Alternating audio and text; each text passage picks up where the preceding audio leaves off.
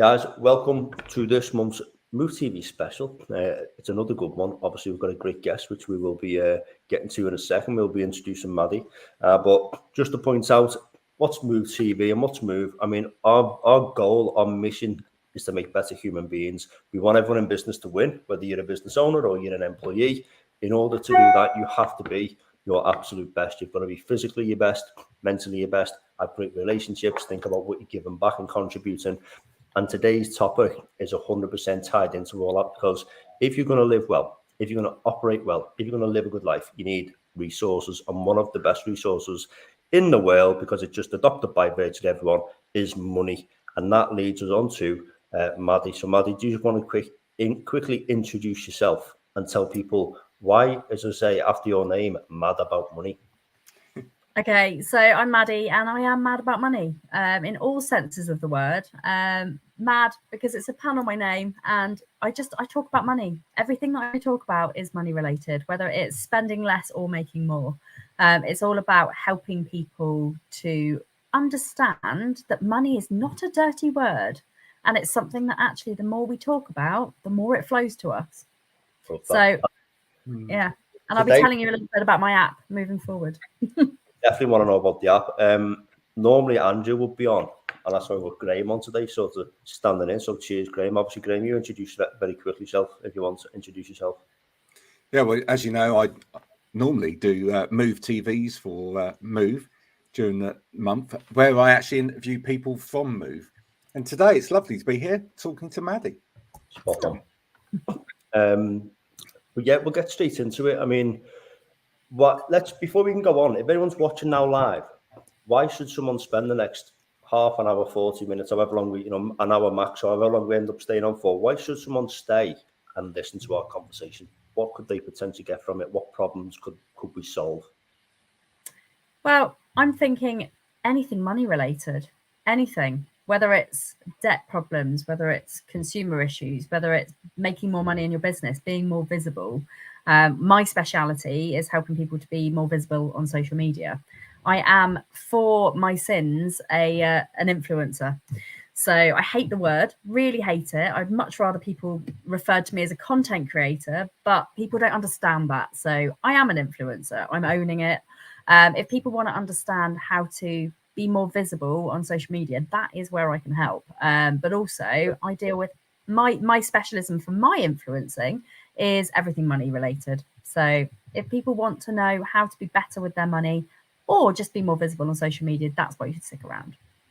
Well, if that's not two things that most people would want to be good at, whether it's becoming an influencer, being good so you can get the business out there and be visible on social media, on all platforms, specifically TikTok, which I know you're doing pretty well on, probably about 40,000 followers now. So you're doing pretty well. You've obviously come up with the secret sauce and know how to talk about stuff. And when we spoke before we were on air, you said a key thing, which I really love, and it's something we certainly do at Move.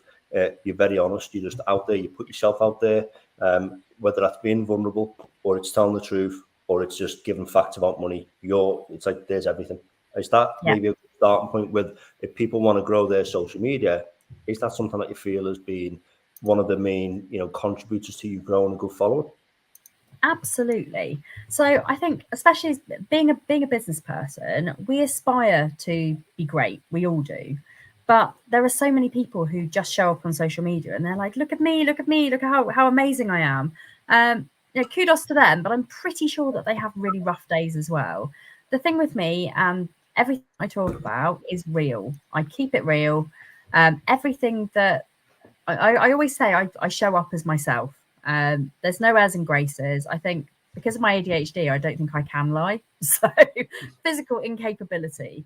But everything that I share on social media is all about the ups and downs of the things that I'm going through. And I think more people should be honest about their journeys. People relate to the bad things that happen as much as they relate to the good things. So if you are showing up on social media as your authentic self, giving the rough with the smooth, I think people will actually buy into you more as a person. Yeah, it's interesting that because when we look at like things like the news, it's mostly 95% look at this negative stuff, look at this bad stuff. People are hooked on negative things. And it's even from a marketing perspective, current book I'm reading called Influence talks about the idea that people are way more motivated towards not losing something and seeing it as a negative to lose rather than to gain equally the same size thing, whether it's monetary or, you know, a resource. People don't want to lose, and it's all about like, don't let something negative happen in my life. And obviously that's being brought over into the world of social media, where without saying let's all be negative, when you do talk about the real stuff, which might seem a bit like this is not the best situation, that's actually what attracts people in and they want to see more. Absolutely. I had an old business, and you know, I am very happy to talk about the fact that it failed. Lots of different reasons. Some of them were down to me. Some of them were down to, you know, external things like COVID and cost of living crisis. But you know, I talk about my business failing, and I don't do that to be like, oh, woe is me and oh, pity. You know, I don't want people to send me flowers, for example. I mean, it'd be nice, you know, if anyone wants to send me flowers, please throw them at me.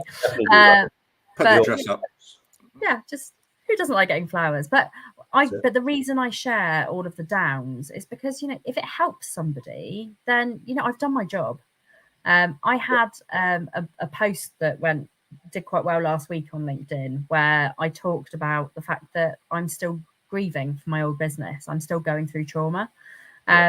You know, losing a business is almost like losing a child. I think actually I'm sometimes more sad about the fact that I lost a business. It's a horrible thing to have to go through. But people don't really realise that, you know, this happens all the time. People lose businesses every single day, but just nobody talks about it. They're ashamed, I guess, to say my business failed. But in my mind, it didn't fail. It just helped me to get better so that I could move on to the next thing. Every single thing that we do in our lives is a journey to something better. And I am a bit woo-woo. I kind of think everything happens for a reason. And everything that happened with that business, I've learned and I've taken it on board, and it's going to help me to grow. Yeah, 100%. I mean, right, when you say that, it makes me think of what I do now. And my business didn't fail, construction company, but I did choose to stop trading to do what we do now and move, which I love. But I still, if I go past a construction site or people doing like civils work in the road, and I'm like, oh yeah, I used to do that. I used to be good at that. Like, and I do feel a bit sad that you don't do that anymore, but I focus on what I love now. And in that business, while it was successful for the most part, we had tons of failings. We had stuff where things didn't go right, where we learned that an issue in a business that caused a problem for a customer meant that as long as we learn from it, the next time we go to another customer of a similar size or similar job, we know what not to do. So those failings at the time, which are not nice, it's good to get them because it then teaches you how to improve and get better. And that's the old saying, is what doesn't kill you makes you stronger. It's like, unless you've just died and you're no longer here, the thing you've just experienced has just made you 1% stronger, 2% stronger, and you keep going. So what was your business that failed? And what were like maybe the three main key things that why it failed, which people can learn from and know, well, I won't do that then in my business? Yeah, absolutely. So first of all, it was a discount card that helped people to shop local. And I had really grand ambitions for it. And it was going really well for the first 3 years. We were winning massive amounts of awards. We were getting featured in national press. We doubled turnover year on year, and it was just growing really fast. And this was a small brainchild that I had because I didn't want to go back to work after I finished my maternity leave.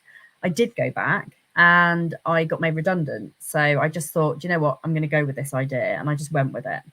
And I worked really hard on it. And every single day, my motto was do something that pushes the business forward. And that's still my motto today. I definitely learned the lesson there, and I just carried on grafting. What happened was I decided to franchise, which at the time was a great idea. We paid about 20 grand to franchise it. Everything was set in motion. I had franchisees waiting in the wings. Then we had COVID and a discount card where you can shop local and go to cinemas and restaurants and cafes and soft plays didn't really work during COVID, I have to say. We lost our sales overnight, dropped off a cliff. I decided from a moral perspective that even though it meant that I would lose all of the money that I'd invested in the franchising, that I was going to give all of my franchisees their money back, because it wasn't fair that they had just paid me £6,000 each, and they didn't really have a franchise they could run with, and we didn't really know when it was going to be free for them to run with. So that put a massive dent in our finances. I unfranchised, which was quite a difficult thing to do considering I just spent 20 grand on actually franchising it, and I decided that actually I could grow it on my own. Really, that was a bad decision. I think what I should have done at that point was reevaluated, looked at the business model and changed it, but I didn't. I kept the business model the same. So we offered free advertising to business owners, and we charged a subscription fee for the discount card. That subscription fee became the first thing that people cancelled. Even in times where they could go out, they were like, why should I pay money to save money? It just seemed like it was a bit kind of topsy-turvy. Now, the realistic side of it is they paid £3.99 a month, and actually they could save £500 plus per year. So it was really worth it, but it was just that initial outlay that people were put off by. So the business model was wrong. We took investment to grow our app and our website, and I made bad decisions when it came to the suppliers that we used. I didn't vet them highly enough, and actually some of them turned out to be complete and utter wrong-uns. We lost a lot of money, and I started to get into financial difficulty. I kept pushing, and I listened to the wrong people. And instead of closing the business when I did, when I should have done, I listened to some of the people that were heavily involved in the business, who said to me, we'll get through this, go and get a credit card, it's fine, get a credit card and we'll carry on, you can use that to pay the staff. So I did that, and quite quickly racked up £30,000 worth of debt on a credit card, which sadly, having ADHD means that I'm not the best at reading small print. So when I finally made the decision to close the business, I was saddled with £30,000 worth of debt. After becoming debt-free and with my own personal finances, I then got this £30,000 worth of business debt. Luckily, I know a lot more about finances than I used to, and I'm not too scared by it. But it was still not a great situation to be in. 100%. So the morals that I learned from that story is follow your gut. When you think that something's not working anymore, it probably isn't, and that's the time to call it a day. I was way too stubborn, and my stubbornness left me in £30,000 worth of business debt, which I would not recommend to anybody. So yeah, there were some things that I did along the way. I think I spent money on things that I possibly shouldn't have done, things that I thought were going to help the business but weren't necessarily the right things. But we live and learn, right? Well, what I really love about that story is that despite the fact that you made those mistakes, you did keep your morals intact throughout the whole of that. You kept your, integrity intact throughout the whole of that. And you've learned. Yeah. And I think there were my biggest learning was the fact that I should have closed it earlier, because if I had, then I wouldn't have ended up in a situation where it's harder for me personally. There were a lot of other people that lost money, and it was really hard. The hardest thing was to admit that we'd failed, and it wasn't due to me being crap at running a business. It wasn't due to any of the things that the business was doing. It's just the fact that when we set up the business model, it worked. Then something happened that made it not work. Is that the biggest problem actually for people with money, both in business and personally, is that accepting when it's time to say this, I've done this wrong. Yeah. And I think I knew in my heart of hearts that it was wrong, but I didn't have the money to get myself out of it. And from that perspective, money does really help. We had investment, but we didn't get enough. Weirdly, actually, about 8 weeks after it was finally done, and I definitely called it. I had a nervous breakdown, by the way. So that was the other thing. I really had myself up against a wall. I didn't know what to do for the best. I had to do what was right as a director, which was realize that we were trading insolvently, which meant that I had to liquidate. I really tried to find more investment, but we were in too deep, and I just knew that it needed to go. And I grieved. I didn't get out of bed for 3 weeks. I was not in a great situation with some of my shareholders. They weren't particularly friendly to me. And that was a very, very hard decision. They weren't happy about losing their money, which I completely understand. But I lost my livelihood, that I built that business for 6 years, and I kept going and kept going. And in my mind, I was thinking, well, that's the only thing I'm good at. Why I can't do anything else? But actually, some things happened in my life at the end of last year. After spending 3 weeks in bed, sadly, my mother-in-law passed away, and I realized that life was for living. And actually, I sat down and I thought about all of the things that I could do, and how could I move on? Yes, Liam, good. Yeah, interesting. So now it's in the past. I am moving on with the future. I basically sat down with a piece of paper and I wrote down all of the things that I was good at. And it made me think, I'm not that business. I'm something better than that. So I had this idea, and it was all about helping people to talk about money. Because when I'd been I was in £40,000 worth of debt in my late teens, early 20s, and my whole money story is based on me paying off those debts and the fact that I could have gone bankrupt, decided not to, and just carried on. And I paid those debts off over 5 years. I started to educate. Let's go through that, because I think people be thinking, well, just mad about money, talk about money. How did you end up with £40,000 worth of debt, and then what was your system or way to get out of that? And a lot of people now, especially if you're watching live, guys, who watch this on the replay, you're in £1,000 worth of debt, 10,000 or 40 or even more. Listen closely, because you might just learn one or two small nuggets that you can go and apply and get yourself, out of debt eventually. But how is it done, Maddy? Absolutely. So I grew up in a family that we were fairly privileged. We had 2 cars. We went on holiday every year. We had a nice lifestyle.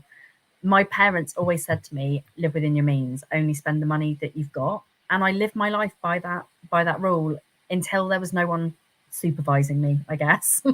I had undiagnosed ADHD, and as soon as I was free, I guess was the word, I went to university and I spent money. I spent money like there was no more money left in the world. I had a job, I had a student loan, and every single penny that came into my pocket went straight back out again.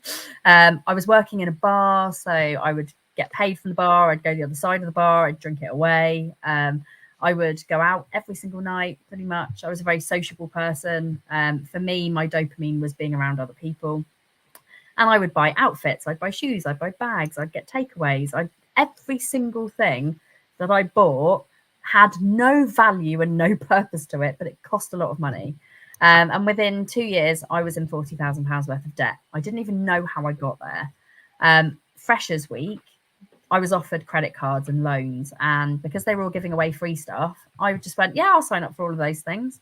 Nobody told me how to manage my money. So I was a naive 18-year-old, like out on the piss, basically, just going for my life. And I just spent and spent and spent until I couldn't spend anymore. And then I started to get debt collectors' letters and bailiffs turn up at my house, and it was just incredibly stressful. I didn't really know what to do. So I moved house. I thought, they won't find me. I'll just go somewhere else. Does not work like that, people. Credit ratings, electoral rolls, they will always find you. If you've got debts, face up to them, because it will get you in a lot more trouble burying your head in the sand. So I didn't pay my debts off for 3 years. I ignored every single letter, and I got myself into some severe doo-doo, basically, to the point where I couldn't afford to pay my rent. I couldn't afford to pay the credit cards. I moved back to Southampton and I told my mum everything. And she was like, what do you want me to do about it? And I said, help me.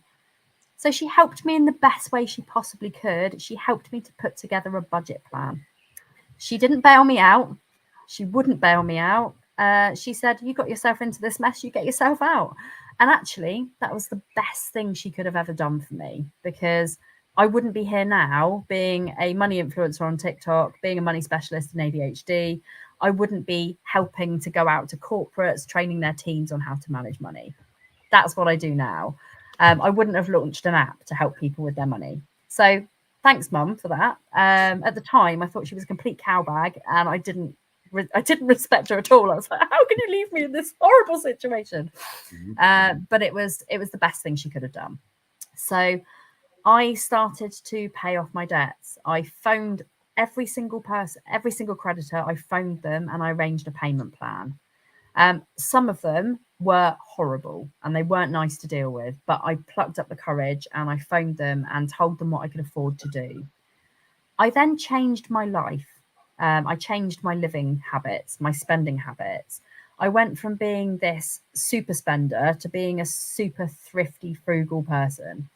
I shopped at the supermarket 6 times a week for yellow stickers. And when they didn't have any nice things on the yellow sticker offers, I lived on tinned tomatoes on toast. It was actually surprisingly nice. Sprinkle of cheese, sprinkle of herbs. It's a really great staple meal for anyone watching. Occasionally, if I was feeling really rich, I would add mushrooms or maybe a bit of ham. But it was something that I grew to love over the years, actually. And now when I eat it, I feel nostalgic. So sometimes I still have it now. But I worked and worked and worked. I changed the way that I spent, and I went to Citizens Advice Bureau. They told me about a method called the 50-20-30 method, which is where you spend 50% of your monthly income on your rent or your mortgage. You then spend 30% on your wants and needs, so things like food, clothes, going out, living expenses. Then you spend 20% on your debts. I knew that it would take me about 60 years to pay off my debts if I did it that way, so I changed it. So I did the 50-40-10 rule, where I lived on 10% of what I was making every month, and 40% went on paying off my debts. Now, I was working in recruitment at the time, and I was getting really big bonuses.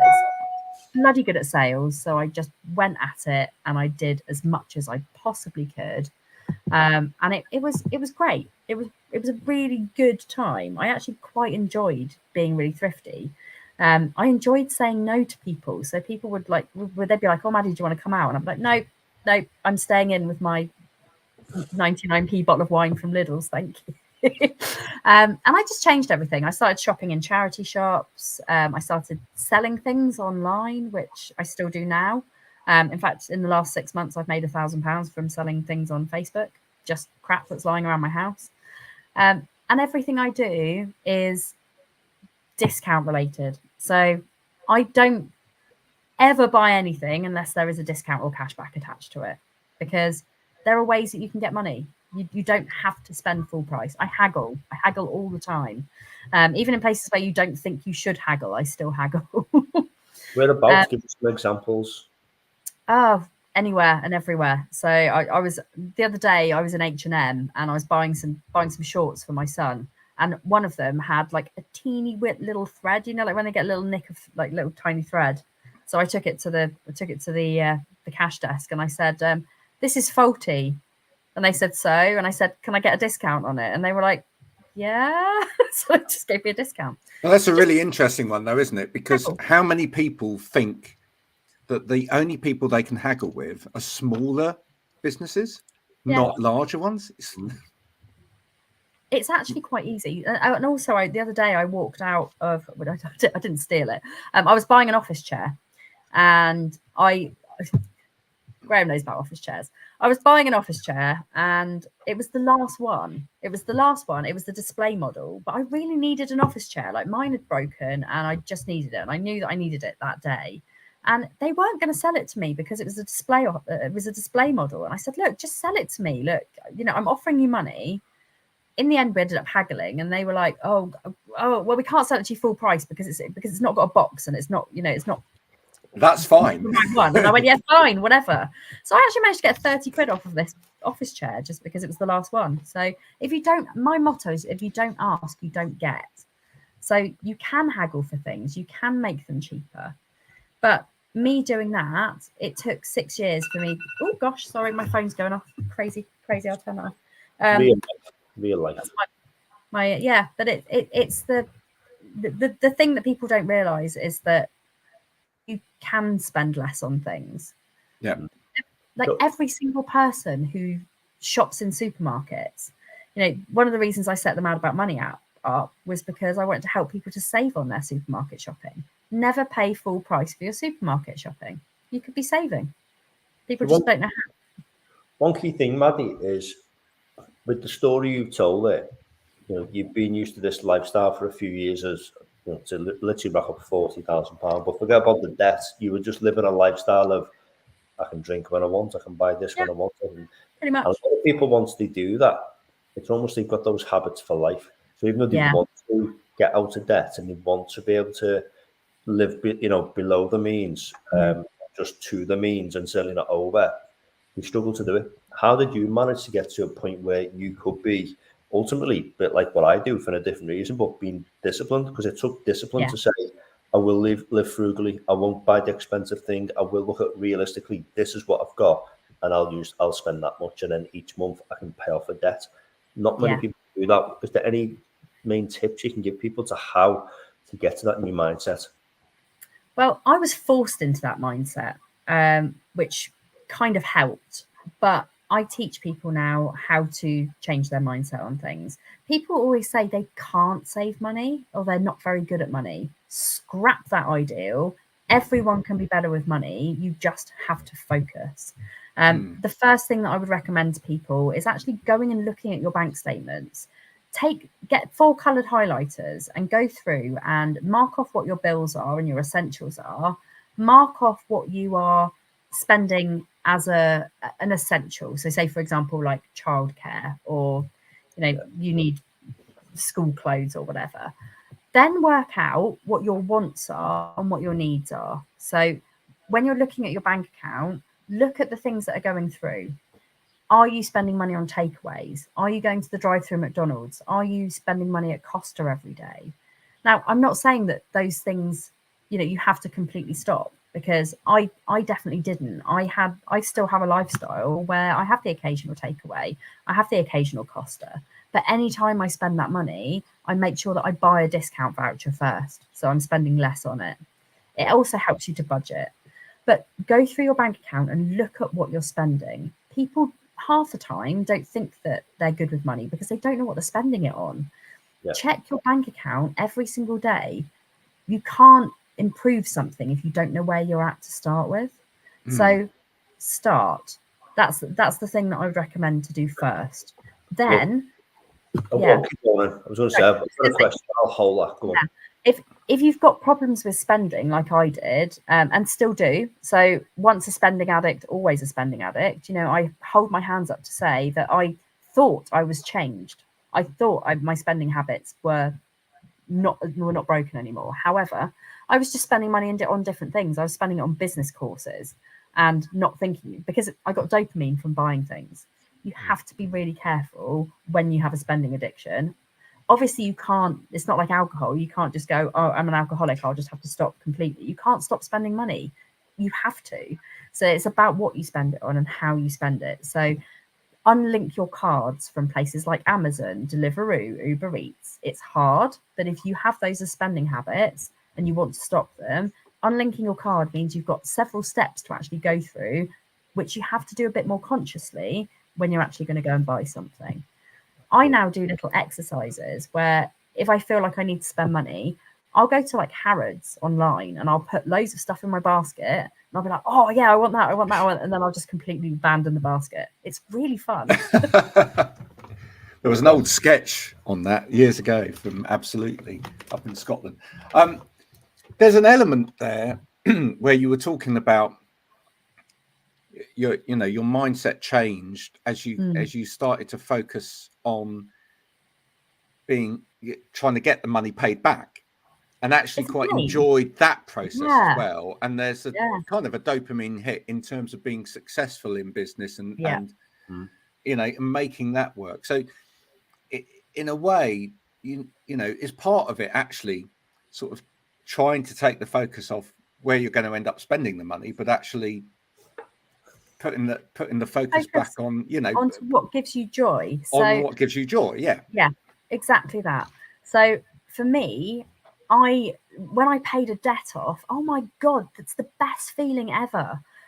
So when I got this £30,000 worth of debt from closing my old business, I was like, oh, that's really rubbish. Oh my God. And like for a couple of days, I was like, oh, I've got more debt. Oh, I spent so long getting debt free and now I've got another one and it's so awful. And all I had in my mind was that people are going to judge you. No one wants to work with a money specialist who's got £30,000 worth of debt. And I thought, do you know what though? It's about how I position it, because it wasn't that I went and racked up loads of money on credit cards. It was a business debt. And just due to one of my mistakes, I ended up with some debt. And actually, now I'm using it as part of my story and I'm paying that off and I'm talking about how I'm paying it off. And it's the dopamine that I get, even from paying off £1. Looking at that statement every single month, knowing that I've phoned those people, I've frozen the interest, so it's not going to get any bigger. It's just going to go down. Watching that balance go down. And when I get a big client on board and I pay myself a bit extra, going and putting like 500 quid on, paying it off, I'm like, yes, one step closer.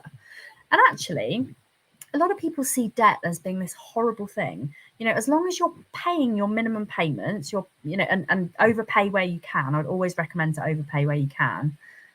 You can still have a really great life. The only time it gets really horrible is when people are sending you debt collectors, when you bury your head in the sand and you ignore something. If you're paying it, even if you're paying off £1 a month and you're still paying it, that's not going to affect your life. It's when you're so stressed about it that nothing else matters. And I've been there, trust me, I've been there. But if you talk to your creditors and arrange payment plans with them and you're doing what you can, that's all you can do. I still save money. So I've still got, I've still got savings pots for Christmas. I've got a savings pot for the holiday that I'm going on with my best friend later on in the year. I go to 4 festivals a year. I still have a really great life, even though I've got that £30,000 worth of debt, because I manage my money. And you can be the most rich person in the world and have no money, and you can have all these debts and actually still have quite a nice lifestyle. It's just about how you manage it. And we know that some of the richest people in the world have ended up bankrupt. Absolutely. Etc. Yeah. I mean, one of the things is that people might listen to this and go, well, that's not me though. But most people are in debt. Yeah. We've all got a mortgage. Yeah. If you've got maybe some of us haven't anymore, but you've got a mobile phone. That's you've got them, most things that you buy on tick are some kind of debt. If you're a student and you've been to university, you have walked out of that university with quite a huge debt. I don't even see that as real debt anymore. I'm like, student loan, whatever.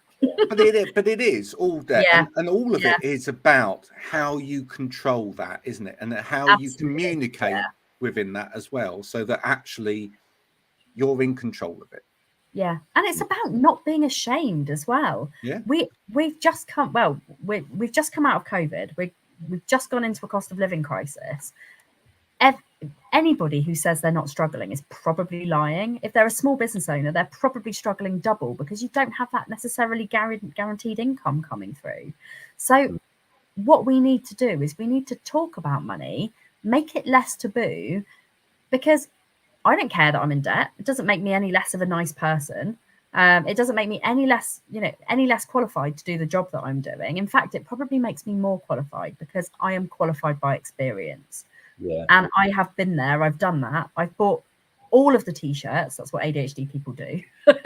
And it's about being honest about where we are. And I never hide anything when it comes to my money story, because it's all relatable and people want to work and be motivated by people that they relate to. So, I mean, Mark, we must see this in business as well on a regular, or you must talk to businesses about this, where, people who are small businesses, etc., get put on 120 days by a company they're working for, and don't have the conversation with them to say, I can't afford for you to do that. No, because that's all it takes is that conversation. They just assume that that's the norm. So I worked with a really big brand as an influencer recently, and they put me on 90-day payment terms, and I was like, what? no. So I phoned them and negotiated it down to 40. You just have to pick up the phone and just speak to these people. Not everyone will have the confidence to do that, though. That's the only thing. But I always think, it's the same motto. If you don't ask, you don't get. Yeah. You mentioned two things earlier. I want to go back to the checking your bank statement thing. But before I do that, because I'll ask you the specific question, which might lead into something else, which I'll do. John, you said it as if it was a passing comment, but I think people who are in your situation or similar, it might be useful. You said, I've frozen the interest. Yes. What does that, I mean, I know what it means, but how have you done that? Does it last for a certain amount of time? Can other people do it easily? If someone's got a big debt or a small debt, are there some rules behind what you can do, freezing interest? Yeah, so... Sorry, just also, is that on a personal level or business as well, or both? Both. So it's about having the conversation, and not everybody will agree to it. Personal bank statements, personal bank accounts, not statements, are actually fairly good at this as well. So if you've got credit card debt or you've got loans and you're struggling to make the repayments, phone them and ask them to freeze the interest, because what will happen then is, rather than you just paying and it goes towards the interest, so almost you're going to be stuck in that loop forever, you actually start to see it coming down. Now, most places will freeze bank interest, the interest charges for like 6 months. But the more you contact them, the more they can see that you're showing willing and you're actually paying stuff off. Yeah. Just have that conversation, and people, they should, if they are nice people, which a lot of these people are, they're just doing their jobs. They're not horrible. If you say to them, I am struggling, but I want to pay this off, they will help you in as many ways as they can. Yeah, that's good advice, that. Now, the other thing then, again, going back to people, even people who might not be in debt, but just don't have the best spending habits. You said, get a highlighter pen, print off your bank statements, or do it digitally if you know how to do it digitally, but which you can obviously download a CSV file and highlight them colours. When you've got your 4 different colours and you've got there's what I spend every month on bills that have to be paid. There's my lifestyle of the needs, there's the wants, there's the debts, and so on.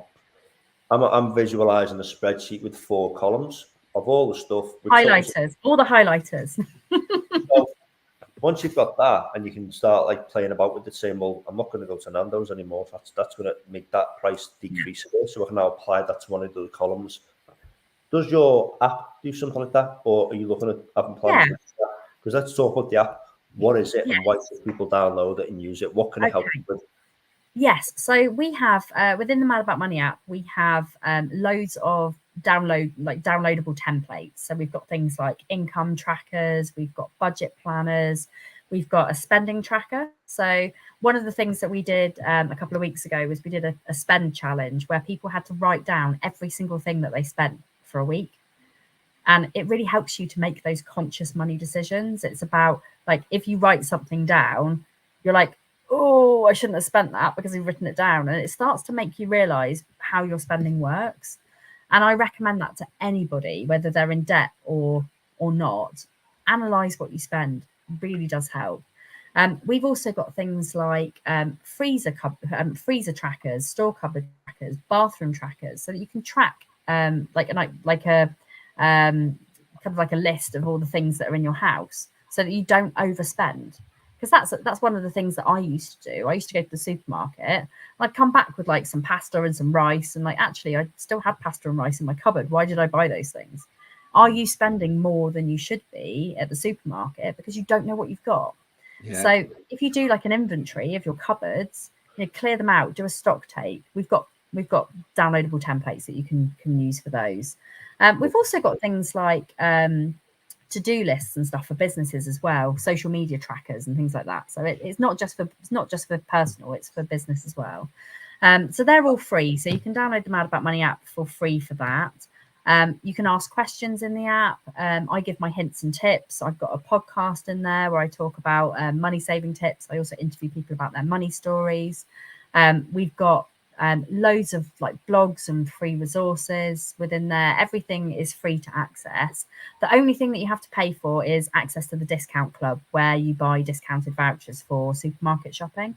But I learned from my mistakes last time, so I've made it really affordable. So it's £1 a month to join, and it saves you about at least £15 a month, and that's based on somebody spending £100 a month on their or £100 a week on their shopping. And you can get discount vouchers for restaurants, days out, cinemas, supermarkets, high street retailers, pretty much anything that you'd normally spend money on. So that's why I always say, don't spend any money unless you can get a discount. But one of the things that I did want to do with it is I wanted to gamify it. So every single month we have a leaderboard. So you can sign up to be an affiliate for us as well. Anybody can. So £1 a month is what it costs you to join. If you sell it to 2 other people, you get your subscription annually for free. And the more you sell, the more money you make. So you can make 50p a month per person that you refer it to. And we do prizes for people who have given away the most subscriptions and stuff like that. So it's fun. But we've had some great reviews on the app stores already. People saying that having these money conversations is really important, and just being in a place where you're supported and cheerleaded. Essentially, I am a cheerleader, and when people pay off their debts or they do something right, I shout about them. And it's being in a community where people all talk about money, where it's acceptable and non-judgmental, so that people know that they're not alone in their journeys. That's why I made this app. I love that, because to be honest, there's a lot of comparables to what Move is doing from a business person's perspective. Because when you're in business, again, just like human beings, as forget about the business, you have money, you've got to do something with and manage it, which you're helping with. The more people can get into a community, they find, everyone else is just like me, let's chat. Business, it's the same, isn't it? You've got people who don't know how to lead properly, they don't know about systems and processes. There's even the basics of sending an invoice or anything to do with accounts. All these things, people have a go, or they try and do it themselves, and they're on YouTube, say, research for hours on how to do that. You think, if we just ask the question and say, guys, I don't know how to do this thing in my business, can you help? And we have Move Online, which is obviously an interactive, to Zoom call 90 minutes. We all get to ask questions, and a lot of the time people, will mention money and bring that up as one of the many conversations within the whole scope of business, saying, I'm owed money from someone, or I'm struggling to, afford this. Any better softwares to use? And it gets brought up. There's so many. It's also we segue into each other, I think, really well. Just this idea of, if you've got other people around just to support you and talk about these same issues, you will collectively chat to each other and say, well, I had that issue, here's what I did to get over it. And you're obviously doing the same from the money aspect. Absolutely. And we have a business community, so it's not just, I guess probably the best way to describe it is like Facebook meets LinkedIn.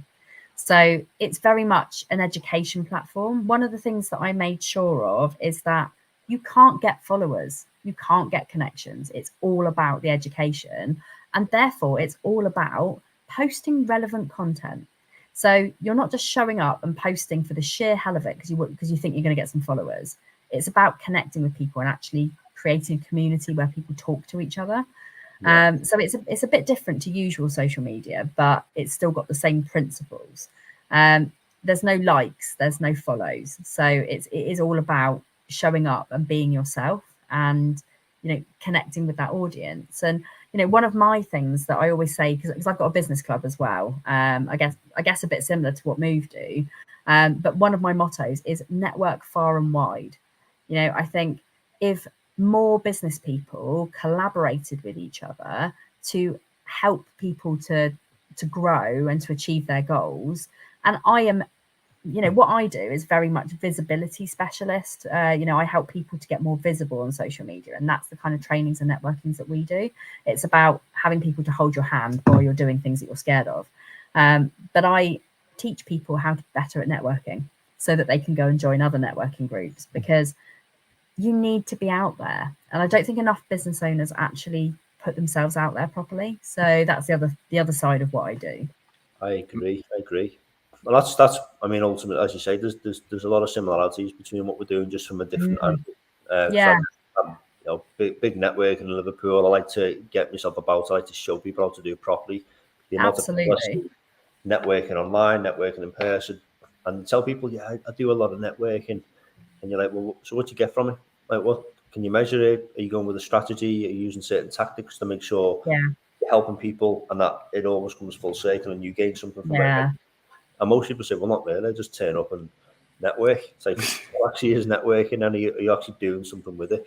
And maybe we can go down that in a sec, but I'm interested to make sure if somebody is not utilizing social media on a personal level for themselves or from a business perspective, what are, like, let's say, pick top 3 things that people should always include in content to make sure they start to build a following, not because of the point of trying to gain followers, but because they're doing something right by adding value, helping people, where the followers come naturally as a byproduct. What are the things we should be focusing on? Well, I always tell people to go back to basics. So actually this week I'm running a visibility challenge on Facebook, and I'm setting 4 different tasks which help people to understand their foundations, because a lot of people, I think it's like firing blanks.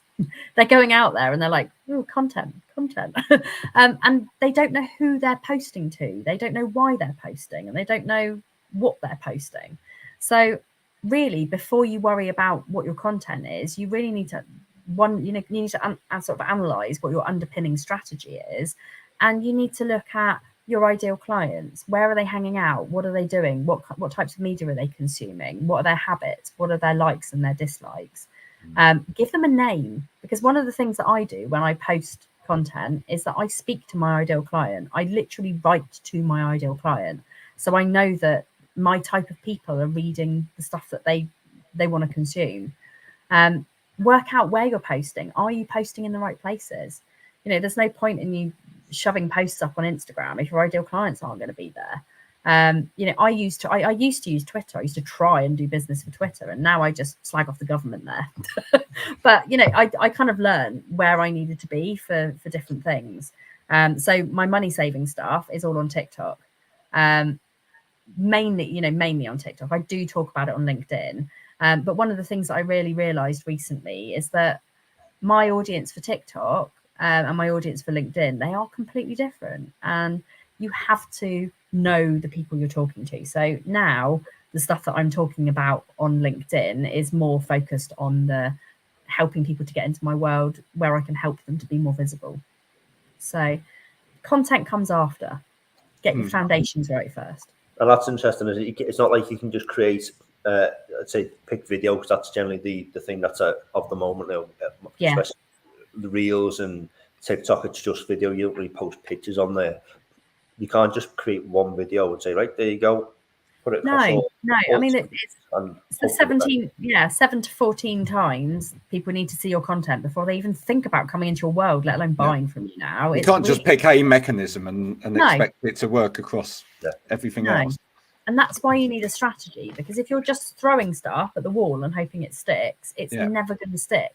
So that's why my foundations that I teach people really helps them to kind of realign with their business. It's not just about who their audience is. It's actually who you are as well. What are your values? What type of things? I think the key thing that you were saying there was that you think about who they are, you give them a name, etc. Because actually what you're doing is you're thinking about the conversation.